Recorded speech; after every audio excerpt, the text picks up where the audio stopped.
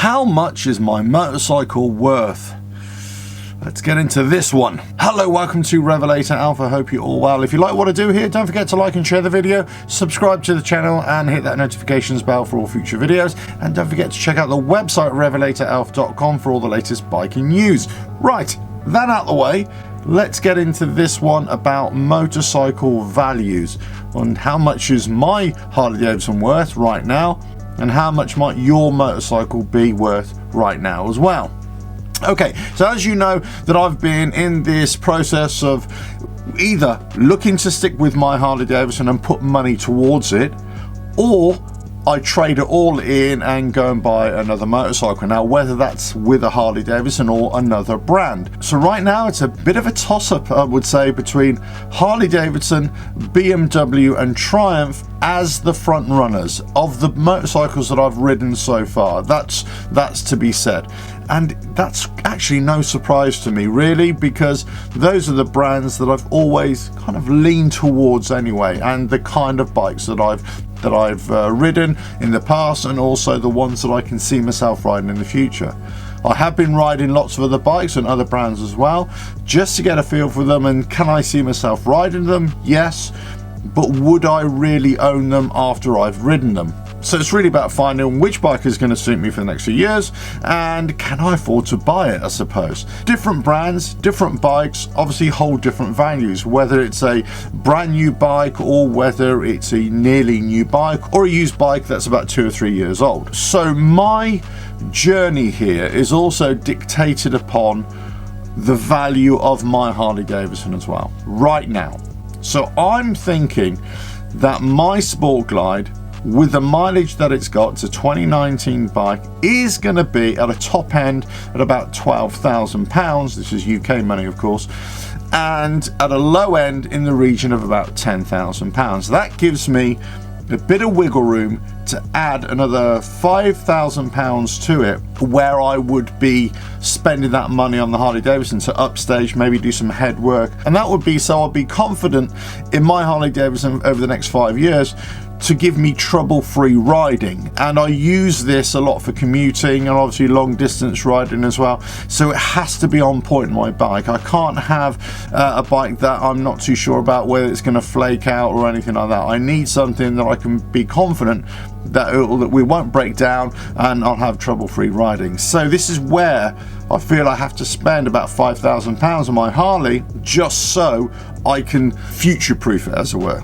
So if I've got a bike that's at minimum 10, max 12, then I'm looking in the region of about overall expenditure or value at £15,000 to £17,000. So that's where I'm at. I either spend £5,000 on my Harley or take the value of 10 to 12 plus the 5 that I would have spent anyway and put that into a new bike. There are many new bikes that I've been looking at, brand new bikes, that I simply can't afford. I love the look of them, I love the way they ride, but I simply cannot afford them. So what I'm doing now is saying, okay, what about the nearly new bikes? The ones that may be a year old, 2 years old, what's the value of that? What's the depreciation on those bikes? And can I get a deal there? So this is what I'm finding. There are actually really good deals on 1 to 3 year old bikes that people have traded in with low mileage. They've already spent money of them to upgrade them in some cases or add accessories to them, but they've actually lost a lot of value in depreciation, and they're entering that sort of £15,000 to £17,000 mark. Now these are on bikes that would normally be 20 up to £25,000. Now I'm not talking about Harley Davidsons in this instance, because those value bikes will tend to retain a little bit, so we're talking about 18 to 20,000 on those bikes. What do I value my bike? Well, obviously as an owner I value it at the top end, 12 and a half, 13,000. I want to get as much money for my bike as possible. What a dealership is willing to give me, obviously I know you're going to have to take the hit. It's going to be a lot less. Now in a private sale I might be able to get up to 12,000, but obviously there's no guarantee there. On a dealership sale, yeah, it could be 10,000. Now it could be that they're going to lowball me at £7,000 to £8,000 as well. So then all of a sudden, if my bike is only valued at about £7,000 to £8,000 8,500, then that throws a major spanner in the works. So let me tell you a little story what happened a few years ago. That I had a Triumph adventure bike, a big adventure bike Explorer at the time. I bought it brand new, and with all the boxes and everything, it came in at about £16,000. So this is a 2015, 2016 coincidentally bike as well. So I bought that bike, and then within a couple of years, I thought, do you know what? Next year, on the third year, I will trade it in, and I was thinking about going to a Harley Davidson, which I eventually did. But the problem was that in the following year, the 2017, Triumph changed the model. They upgraded it. They bought a brand new Tiger 1200 in at the time. What happened was that the value of my bike, that was a previous generation, was holding its value. Then all of a sudden it dramatically lost its value, and I was losing value by the day on that model. So whereas it would have been 13,000 under normal conditions, it suddenly dropped down to about 8,000 or 9,000. So that's a major drop. So the value which you think your bike has is not only what you think it has, but also it's really determined by any other newer models or updates that have come in, and how prospective buyers are reacting to that as well. So that can further drop the value of your bike. So you might think it's 10, 12, 14,000 pounds, let's say, dollars, shekels, whatever currency we're talking about, but actually the value could be a lot less. So when I'm doing my calculations now about, okay, I'm going to put the value of my bike plus the money that I'm going to spend as well, I have a figure in my head that the total purchase is going to be maximum in the region of about £15,000. Hopefully I can get it for a lot less, 12, 13,000. So I wouldn't have to spend that 5,000 on top of the value of my bike. However, now, because of the time of year that it is, dealerships have already said that the high value is going to be in the region of about 10, the low value is going to be in the region of about 7 to 8. All of a sudden makes me less likely to be able to go and buy the bikes that I really want, and that is really going to put a stop to what I really may want to do. So what are my options? Well, obviously, of course, I just stick with my Harley Davidson. I don't sell it. I put the money that I was going to spend on it to it, and then that would give me that confidence over the next 5 years. So there's always that option, and it could be that's exactly what I do. And I've been getting lots of emails from people saying, look, just spend the money on your Harley and make it the bike that you think it's going to be for the next few years, or trade it in for another Harley that's got 2 or 3 years on it, and that's already got the work done on it, and then you'll be happy for the next 2 or 3 years. So there's always that. And I've always said this in my videos as well. This is where I'm at. I either do this or I go to another bike, another brand entirely. So now, at the time of making this video, it's in the run up to Christmas. The values of all motorcycles are getting less. In the Northern Hemisphere, in the winter months I'm talking about here, of course. You've got next year motorcycles that are coming in as well. This year motorcycles, 2023, as it stands now, those values are going to get slightly less.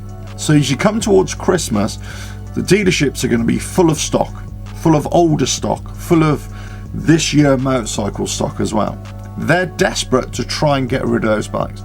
And the dealerships I've already spoken to say, look, we're willing to make a big deal here. We're willing to throw a good offer to you for you to buy this bike. Unfortunately, they're not willing to throw a good deal in the purchase of my bike as a trade-in. So whereas I gain a great deal on one hand, I lose a lot on the other hand. And this is where we're at. So if I was just buying a bike and keeping my Harley Davidson, I'd pretty much go full steam ahead, go into the Christmas month and speak with the dealerships now and try and get the best possible deal that I could on a new bike or a nearly new bike, and you probably find that you save yourself £2,000 or £3,000, maybe even more, especially with add-ons, especially with service packages and that kind of thing. For me, with a bike that I really need to trade in if I want to get another bike, it looks as if I'm going to have to hold off until spring next year, get a better value on my bike, and maybe look at getting